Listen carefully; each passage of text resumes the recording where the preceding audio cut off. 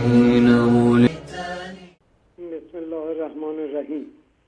قال الله فی محکم کتابه ان الله لا یحب الظالمین. و قال علی ابن ابی طالب رضی الله عنه حب الدنیا رأس کل خطیه. امیر حسین هستم، شیعه هدایت یافته از بلژیک. میخواهم خباثت به جنایت‌ها و فطرت پلید این آخوندها را در درازای تاریخ بیان کنم. این آیت الله یا آیت الشیطان ها که از روز اول پایه‌گذار آن عبدالله ابن سبع یهودی تا عصری که در آن هستیم جز خیانت و جنایت و تفرقه در بین مسلمین کار دیگری نداشته و ندارند. در لباس مذهب تیشه به ریشه اسلام زدند. هر کجا که جنایتی اتفاق افتاده دست پلید اینها در آن سهم داشته. در طول تاریخ همیشه حامی ظالمان، ستمکاران، جنایتکاران و قلدران بوده و آنها را از سلطان ذل الله می دانستند، یعنی سایه خدا بر زمین. از مغولان خونخوار آدمکش تا سلسله منحوس آدمخوار صفوی و قاجاریه دست در دست حاکمان ظالم و ضد دین جنایت‌های آنها را توجیه می‌کردند و دستبوس قلدران بوده و با آنها سجده می‌کردند تا اینکه دجال زمان خمینی ملعون و مشرک با دسیسه و توطئه و همکاری با غرب توانست ملت شریف ایران را فریب دهد و با پنهان شدن در پشت نام اهل بیت به دشمنان مسلمانان خدمت کردند.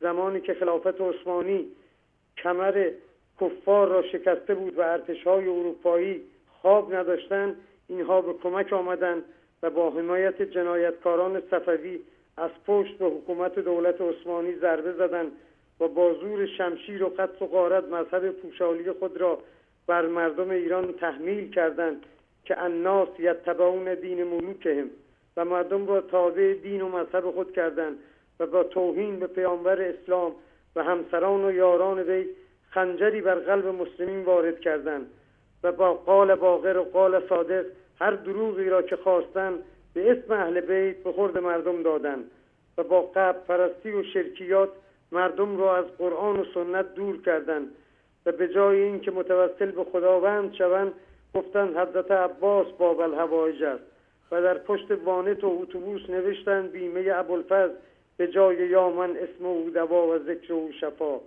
تا جایی که همین خمینی دجال در سال 60 گفت حفظ نظام آخوندی والاتر از نماز است، در حالی که قرآن در جای جای آن کتاب مقدس و هدایت فرموده و اقیم الصلاة و آتوا الزکات.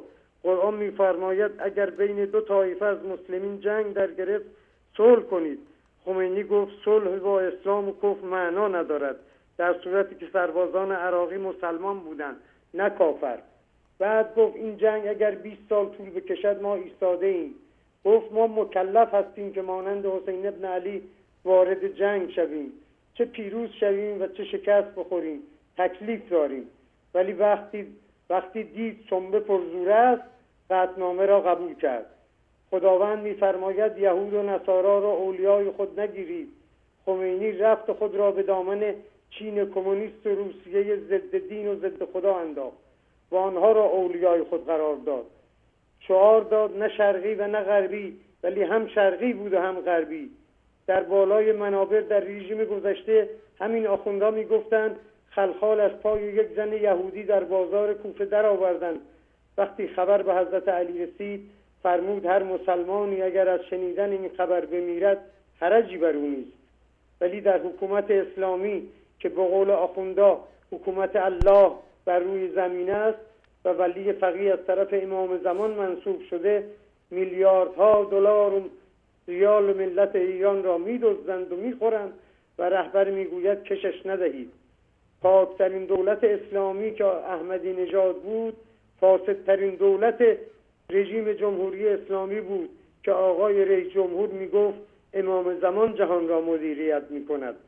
ادعای مبارزه با اسرائیل میکند ولی دریغ از یک سنگریزه که به سوی اسرائیل پرت کند و وقتی که قافیه تنگ میشود با دول غربی نرمش قهرمانانه انجام میدهند و دم از وحدت مسلمین میزند ولی هر کجا که دستش برسد مسلمین را میکشد.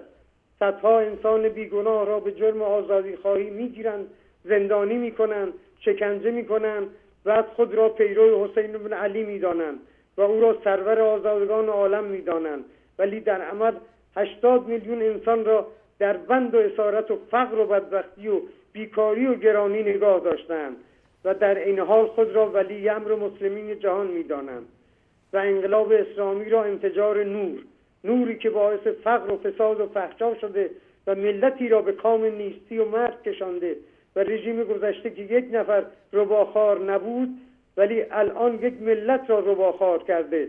دلیل آن این است که اینها ایمان به معاد ندارند بلکه معتقد به رجعت هستند که خلاف آموزه های اسلامی است. و السلام علیکم و رحمت الله و برکاته. علیکم السلام و رحمت الله و برکاته.